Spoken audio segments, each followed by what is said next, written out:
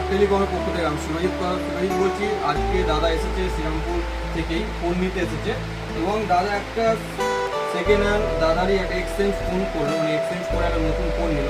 তো আপনারা যেরকম আপনাদের কাছে ফোন থাকবে আপনারা আর্ট টেলিকমে নিয়ে আসবেন, অফার আছে। আর দাদা যে এই ফোনটা দিয়ে দাদা নিয়েছে ভিভো Y31 নিয়েছে। দাদা কেমন লাগলো ফোনটা? খুবই ভালো লাগছে, নতুন একটা ফোন পেয়েছি। আর দাদার ইএমআই এখানে ইএমআই আমাদের এখানে অ্যাভেলেবেল আছে। দাদা ইএমআই ফোনটা নিয়েছে, তার সাথে যে ফোনই নেবেন না কেন একটা করে গিফট আমাদের আর্ট টেলিকমের পক্ষ থেকে থাকবে।